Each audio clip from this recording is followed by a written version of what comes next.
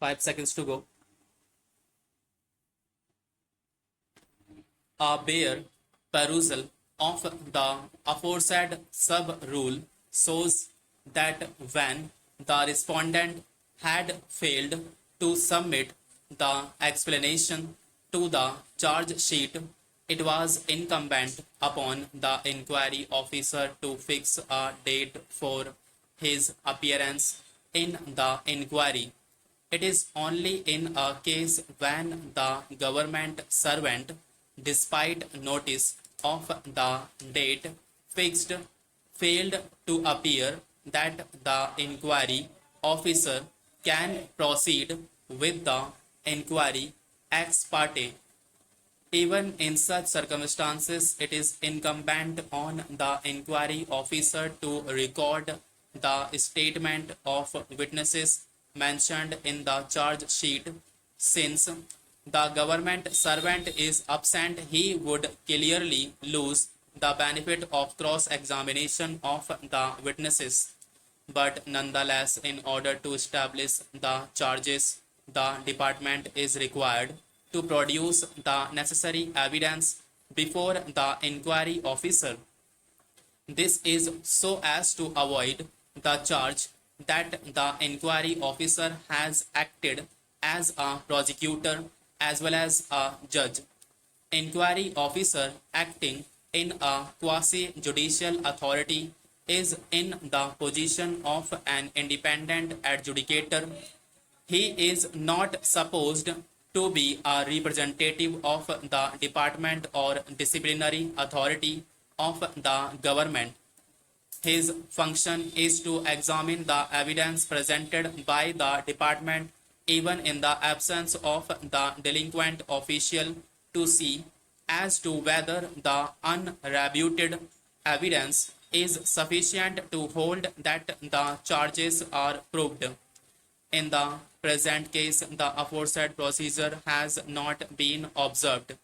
Since no oral evidence has been examined, the documents have not been proved and could not have been taken into consideration to conclude that the charges have been proved against the respondents.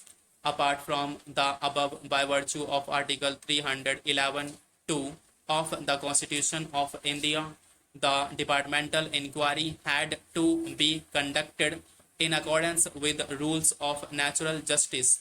It is a basic requirement of rules of natural justice that an employee be given a reasonable opportunity of being heard in any proceeding which may culminate in a punishment being imposed on the employee.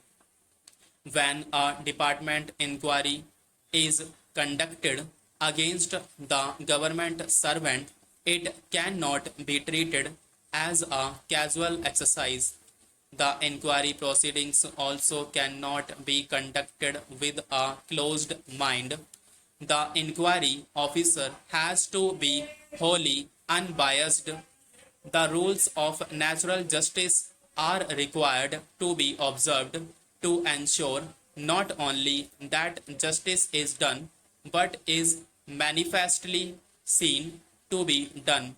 The object of rules of natural justice is to ensure that a government servant is treated fairly in proceedings which may culminate in imposition of punishment, including dismissal or removal from service.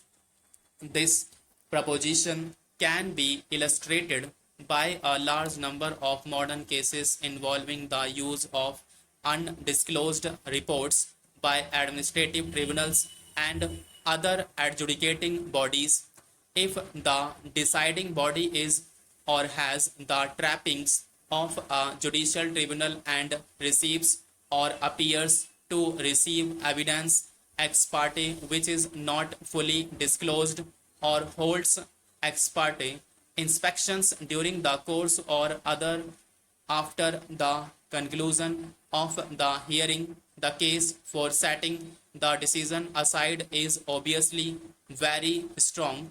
The maxim that justice must be seen to be done can readily be invoked